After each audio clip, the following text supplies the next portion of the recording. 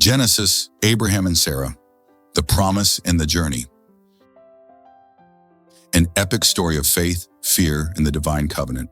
After the great scattering at Babel, the voices of mankind spread across the face of the earth. Nations were born. Languages rose like rivers flowing from one divine source, each carrying the sound of a people searching for meaning. Generations passed, and from the descendants of Noah came a man named Terah, who lived in the land of Ur of the Chaldees, a city of shining towers and idols of stone. Terah had 3 sons, Abram, Nahor, and Haran. Haran begat Lot, but died before his father in the land of his birth. Among these early families was a woman of great beauty and quiet strength, Sarai, the wife of Abram. Yet Sarai was barren, and no child blessed their tent. Still they remained faithful. The call of God. One night, under a sky of endless stars, the voice of the Lord spoke to Abram. Get thee out of thy country, and from thy kindred, and from thy father's house, unto a land that I will show thee. I will make of thee a great nation.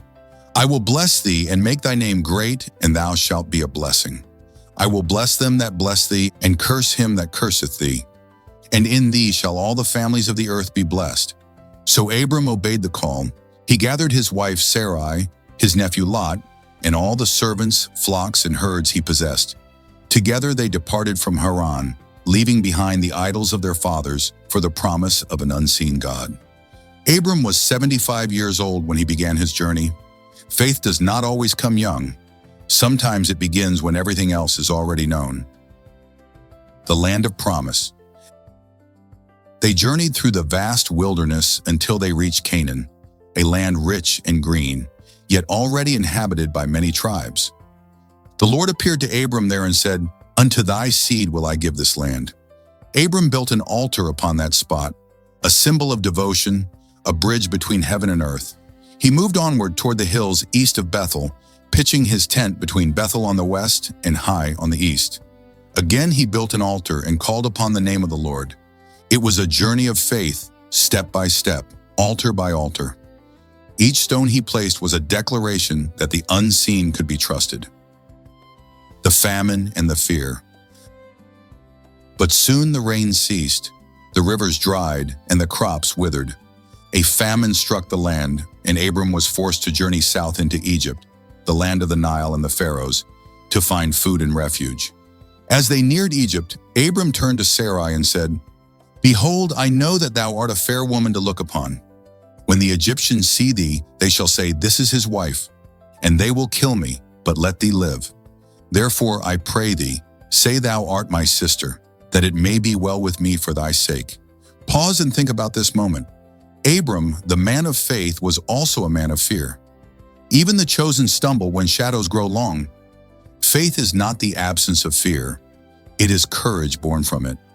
When they entered Egypt, the princes of Pharaoh indeed saw Sarai's beauty and praised her before the king. She was taken into Pharaoh's palace, and Abram was given sheep, cattle, servants, and wealth in return. But the Lord intervened. Plagues struck Pharaoh's house, and in a dream, God revealed the truth. Pharaoh, trembling, summoned Abram and said, What is this that thou hast done unto me? Why didst thou not tell me she was thy wife? Take her now and go thy way. Thus Abram and Sarai were sent away, unharmed and laden with riches. Gold and silver filled their tents, yet the lesson was greater than wealth. Deception brings gain, but faith brings protection. Return to the altar. Abram left Egypt and returned northward to the place between Bethel and Hai, to the very altar he had built before. There he called upon the name of the Lord again. By now both Abram and Lot had grown wealthy, their herds and flocks so vast that the land could not sustain them together. The herdsmen quarreled, and Abram, the elder and wiser, said to Lot, Let there be no strife between me and thee, for we are brethren. Is not the whole land before thee? If thou wilt take the left hand, I will go to the right, or if thou depart to the right, I will go to the left. Lot lifted up his eyes and saw the plain of Jordan, fertile and well-watered, like the garden of the Lord, even like the land of Egypt. Lot chooses the best land for himself. He chose that valley for himself and pitched his tent toward Sodom, a city glittering with promise but dark with sin. Abram remained in Canaan, dwelling among the oaks of Mamre and Hebron. There he built another altar. For wherever Abram went, worship followed. The Lord had big plans for Abraham and Sarai. The covenant renewed. After Lot departed, the Lord spoke again.